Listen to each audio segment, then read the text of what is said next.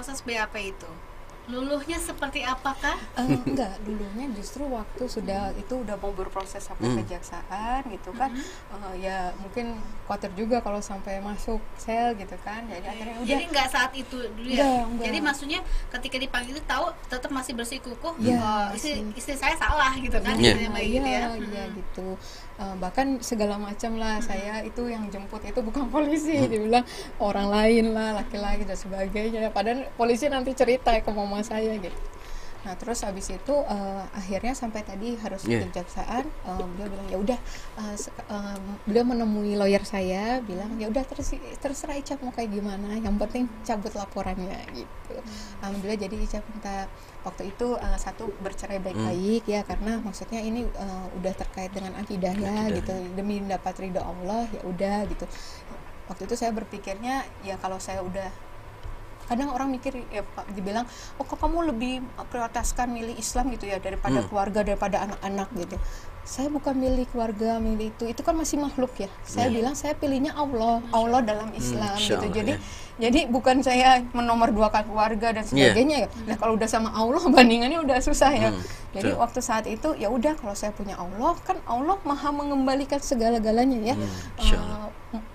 Ya mu'id ya, salah satu asmaul husna, maha mengembalikan. Jadi saya pikir saya punya Allah, sekarang saya kehilangan, nanti masa sih Allah nggak sanggup untuk mengembalikan lagi gitu. Saya waktu itu berpikir kayak gitu. Jadi udah yang terburuk lah yang saya pikir, saya sebatang kara, bakal dibuang keluarga, orang tua gitu. Tapi ya benar ya, Allah nggak membebani seseorang melebihi kesanggupannya. Itu terjadi Pak Ustaz. Jadi mungkin saya gaya banget gitu ngomong sanggup gitu, ternyata mungkin penilaian Allah ini nggak sanggup. Jadi akhirnya dikasih kemudahan gitu kan, sama mantan suami yang kayak gitu tadinya, tiba-tiba juga jadi udah kondusif, udah baik, sama keluarga besar, keluarga sendiri juga udah baik gitu ya.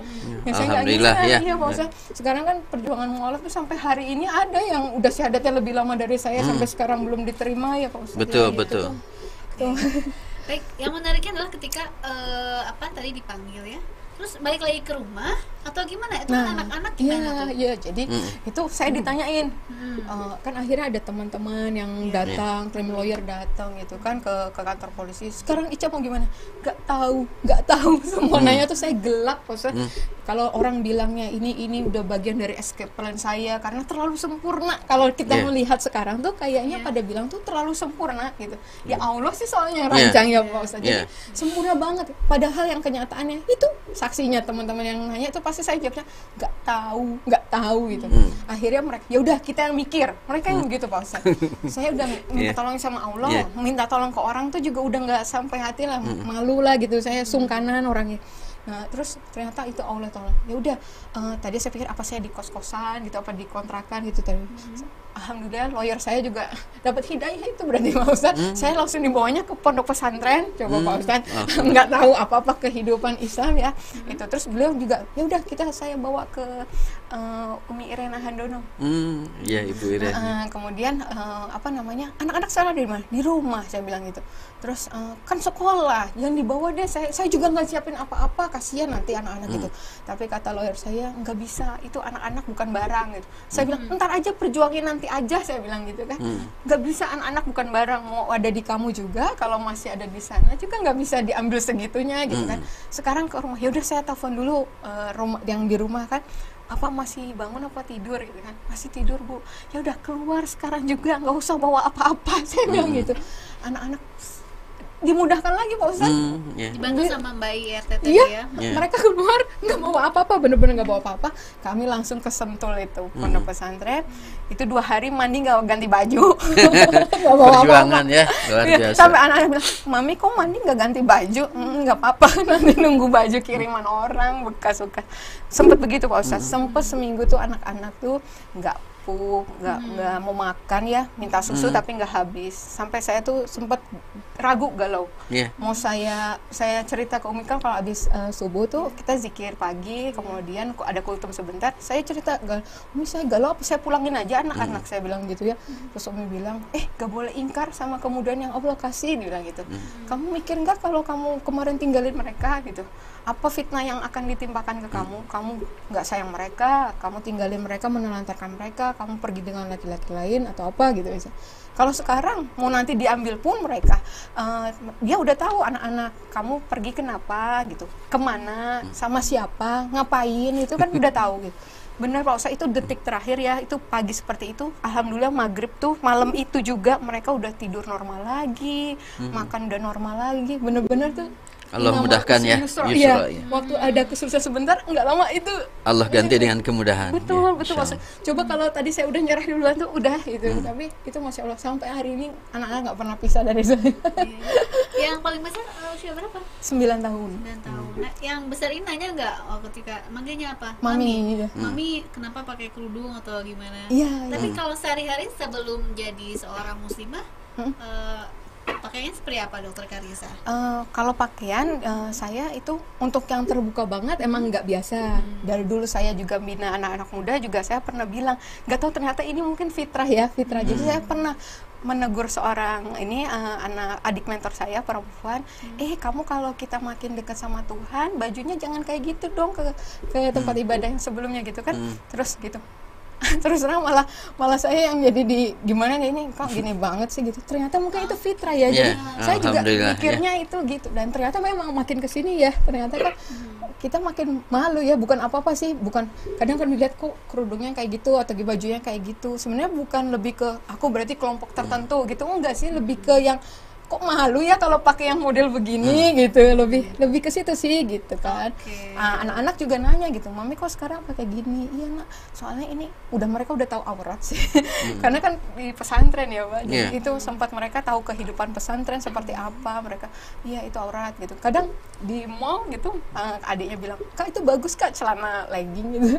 Terus kakak bilang iya bagus gitu, tapi kan kalau muslim kan nggak boleh pakai baju itu, dia bilang gitu, sempet gitu ya. Mudah-mudahan ya mereka paham gitu. Terus suka nanya sih, itu suara apa mami? Azan. Karena kita tinggal di pesantren kan musolanya di situ itu suara apa mami? Itu saya jelaskan lah, itu panggilan untuk menghadap Allah, kita harus connecting to God gitu, 24/7 gitu. Terus itulah mereka, oh gitu ya mami ya. Soalnya kan manusia suka lupa, ini remindernya gitu supaya ingat sama Allah gitu. Berapa lama di sana? 3 bulan. 3 bulan. Di pesantren. Iya. Kemudian 4 bulan itu saya di mana ada teman yang meminjamkan rumahnya, Masya Allah itu free. Gitu. Selama 3 bulan itu bolak-balik ke tempat kerja? Betul. Oh gitu, bolak-balik ya? Sempat 1 bulan itu saya cuti dulu karena memang waktu itu belum kondusif ya, gitu, nggak mau diketahui keberadaannya dulu gitu karena pikir masih kurang kondusif. Itu benar-benar kayak kucing-kucingan gitu. Sampai saya takut sampai muncul saya dapat ayat Quran surat Fusilat surat 41 ayat 30 sampai 33 Pak Ustadz, yang saya takut banget, demi aku mah kalau masuk ke kantor ini pasti aku udah ketahuan, pasti mereka udah ada di sana, saya bilang gitu kan, udah takut banget kayak saya kambing mau disembelih lah gitu kan. Tapi Masya Allah waktu tahajud, habis tahajud menunggu subuh, saya itu kayak ayat itu muncul ya, saya kan nggak pernah ini ya udah pernah baca yang kemarin itu tapi kan nggak ngeh itu ada itu pas banget lagi dibilang bagi kita yang berkata Tuhan kami ialah Allah gitu kan, malaikat akan turun ya, kami yang menjadi pelindung-pelindungmu gitu ya Pak Ustadz. Terus akan jangan bersedih hati, jangan berkecil hati gitu, karena bagimu surga yang sudah dijanjikan. Terus sebagai penghormatan bagimu itu langsung pagi itu gimana Ica, kata Umi, alhamdulillah Umi aku dapat ayat ini gitu. Terus alhamdulillah iya itu dari Allah gitu ya. Terus bilang itu ayat istiqomah dok. Itu betul ya? Ya betul. Yang harus dianjurkan untuk senantiasa kita dalam keimanan dan keislaman itu istiqomah. Ala takhafu wa la tahzan. Jangan takut, jangan khawatir, karena sesungguhnya Allah akan bersama kita dan Allah akan menurunkan malaikat. Iya, Masya Allah. Catat ya, Sadisya Fusilat. Berarti udah. Oke. Baik. Balik lagi ke kantor. Iya, terus saya cerita Umi gitu, ya udah berarti Ica jangan takut, itu Ica nggak sendirian, Ica sama malaikat sama Allah gitu. Udah Pak Ustadz, udah pasrah, di jalan saya dibawain tasbih ya, udah zikir terus, jangan lupa zikir Allahumma yasir wala tu'asir, ditambahin semua doa suruh baca gitu. Udah sampai sana itu jarak 1 meter Pak Ustadz, sebenarnya itu ada keluarga saya di situ. Mereka udah taruh katanya setelah baik ya, setelah kondusif mereka cerita itu kita udah taruh orang di semua lantai di kantor katanya. Udah dikasih foto, ini kalau pakai masker, ini kalau nggak pakai masker, ini kalau pakai jilbab, ini kalau pakai kacamata. Nggak ketahuan Pak Ustadz. Sampai memang waktunya ya Allah mau pertemukan gitu, dalam kondisi udah lebih tenang semuanya, baru kami ketemu. Itu Masya Allah. Ya. Pertolongan Allah ya. Iya, maka dibilang sempurna banget. Iya. Baik. Sebelum kita lanjutkan, saya mau sapa. Kalau biasanya habis jadi mu'alaf itu beberapa, tapi kebanyakan sih menghadapi ujian-ujian. Betul. Seorang Karissa, apa yang dihadapi setelah akhirnya mantap menjadi seorang muslimah? Iya. Jadi kalau bisa dibilang ujiannya itu yang pertama saya kena penipuan masker, Pak Ustadz. Jadi dari harta dulu berarti ya. 1 bulan setelah saya dibersihkan. Betul. Dibersihkan. Itu Maret, April Pak Ustadz. Jadi harinya lagi masker tuh mahal banget. 1 box bisa 350 sampai 500 ribu kalau nggak salah. Saya ada yang nawarin 180 ribu, kan lumayan banget gitu. Akhirnya saya ajak teman-teman kantor, ayo mau nggak ini sekalian pesan 180 ribu. Ngambil 1.100 perak pun enggak Pak Ustadz, cuman koordinir aja, ini pesan sekian, berapa jumlahnya. Terus karena nggak ngambil untung kan saya kasih nomor rekening orangnya, tapi mereka bilang nggak kenal lah, ke kamu aja, nanti kamu yang setorin gitu kan. Udah semua pada ngumpulin, total ada 138 juta Pak Ustadz. Pas lagi jadwalnya harusnya barangnya datang, gak datang barangnya. Itu saya lemes banget gitu kan, langsung. Padahal saya udah wanti-wanti, kecuali di awal saya belum wanti-wanti ya. Tapi ini bener ya, kan lagi zaman banyak penipuan masker gitu kan. Ini nggak nipu kan? Enggak, saya jamin dokter, kalau iya nanti saya gantiin uangnya. Yakin gitu Pak. Jadi kayak udahlah pasti gitu ya. Jadi ya yakin aja, mau lewat saya juga saya kasih aja, storin semua uangnya. Sama sekali nggak dibagi gitu, nggak. Udah lemes saya, udah yang pengertian Masya Allah. Padahal di saat itu belum banyak yang tahu kalau saya muslim ya. Itu mungkin cuma 3 orang mungkin yang di kantor yang ada. Itu tapi benar-benar orang muslim itu saat itu kan nggak berpikir saya muslim ya Pak. Itu mereka udah dokter nggak usah diganti yang saya gitu-gitu. Mereka bilang kan dokter juga kena musibah gitu kan. Itu yang saya lihat, kok muslim beda ya gitu. Itu kemudian itu akhirnya saya untuk kembalikan itu saya minjem uang ke orang Pak Ustadz. Di hari itu susah banget kan, minjem bank aja mungkin nggak dikasih ya, lagi pandemi gitu Pak Ustadz. Akhirnya ada yang minjamkan, saya kasih titipkan sertifikat rumah saya aja, saya bilang kalau saya nggak bisa bayar ini pegang aja sertifikat rumah saya. Nggak mau Pak Ustadz. Berarti sampai ratusan juta 138 juta. juta. 138 juta ya. Iya, dan saya nggak ada uangnya terus segerobak-gerobak ya. Oke, baik. Itu yang pertama tuh. Tapi alhamdulillah Pak Ustadz itu ada tadi jalannya, saya nggak sadar ya kalau itu ujian ya. Itu saya dikasih waktu sama yang minjamkan sebenarnya kan Juli Pak Ustadz, karena itu uang proyek dia gitu. Juni pertengahan saya bilang, ya Allah kurang 2 minggu lagi posisi di pondok pesantren. Saya praktek pun di rumah gitu, nggak kekumpul kali uang segitu. Saya pikir gitu ya, gimana ya Allah, tapi saya kasihan ya, orang ini udah begitu baik, kalau saya nggak tepatin janji ngelunasin kan kasihan gitu. Pagi abis duha saya doa kayak gitu, siangnya itu saya dapat WA 3 kali masuk uang dari orang-orang UI yang ngumpulin uang buat saya yang mungkin nggak kenal saya ya saat itu 82 juta. Saya langsung sujud syukur. Terus saya hubungin teman saya, bagi nomor rekeningnya. Kenapa? Loh kok bisa? Dia bingung. Mungkin dia sebenarnya udah ngiklasin katanya. Masya Allah dia malah dikasih Allah gantinya lagi gitu. Jadi dia sebenarnya udah ngiklasin lah kalau saya nggak ganti gitu. Terus saya juga zikir tadi, ya mu'id gitu, Allah yang maha mengembalikan gitu. Bener Pak Ustadz. Terus udah itu lolos lah ya. Tapi waktu itu saya nggak sadar itu ujian. Ketika ditanya gini saya baru ingat Pak Ustadz, itu ujian pertama saya. Nah ujian yang terbesar saya pastinya ya namanya keluarga, ibu-ibu ya. Sebenarnya kita yang berat kan mempertahankan rumah tangga ya gitu. Walaupun memang pasti ada masalah, tapi kan kita berusaha mempertahankan gitu. Itu harus melepaskan demi mendapat ridha Allah. Udah tahu yang benernya gimana ya udah gitu. Itu yang saya galau sampai saya pas sidang mediasi itu masih galau gitu. Kayak setan tuh ngomong ini, kamu yang merusak rumah tangga, kamu mengambil kebahagiaan anak-anak. Itu kalau nggak dilawan zikir tuh Pak Ustadz, udah. Malah setelah zikir, tapi justru saya dapatnya kekuatannya, mungkin kamu justru pembuka jalan buat mereka gitu ya. Walaupun hidayah dari Allah sih gitu ya. Betul. Tapi siapa tahu saya jadi sebab yang orang-orang saya kasih ini dapat hidayah juga. Jadi dari situ itu mungkin kalau bisa dibilang tantangannya 2 itu. Berarti ada klimaks masalah yang terbesar apa ketika jadi muslimah, dan pertolongan Allah yang sangat tak terduga apalagi? saya. Kalau 2 itu tadi udah. Justru setelahnya nih Pak Ustadz, Yeah. setelah melalui yang kondisi sempit seperti itu, ternyata memang dulu saya berpikir ujian tuh yang buruk-buruk aja ya Pak Yeah. Ustadz. Ternyata kebaikan juga ujian. Ujian, Dan malah betul. kalau waktu keburukan kita gampang banget, pasti refleksnya pasti langsung ke Allah gitu Yeah. ya. Iya. Tapi waktu ujian kebaikan itu yang susah banget itu ya, Kadang justru kita nggak nyadar nggak juga ya. sadar. Ah, itu betul, yang nggak sadarnya betul, ya. betul itu Pak Ustadz. Itu yang akhirnya mungkin kayaknya kok sepele banget sih, tapi itu yang justru itu tantangan mungkin sampai hari ini ya, ketika kita harus menjaga meluruskan niat gitu Nah, ya betul, Pak Ustadz. Itu terus tadi dengan ujian kebaikan ini, dengan semua kemudahan yang Allah kasih gitu Ya. ya. Sebenarnya saya seperti ini, cerita seperti ini, diundang seperti ini, itu balik ke diri sendiri sama Pak Ustadz gini. Jangan sampai kemarin sholatnya saya lebih bagus menurut Allah ya, waktu sempit gitu, daripada Yeah. sekarang waktu lapang gitu ya. Betul. Itu yang saya berusaha suka evaluasi kayak Ya, gitu. betul, gitu. betul.